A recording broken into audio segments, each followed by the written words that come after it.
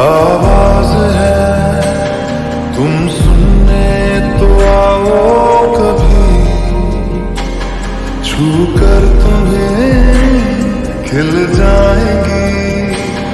घर इनको बुलाओ कभी, बेकरार है बात करने को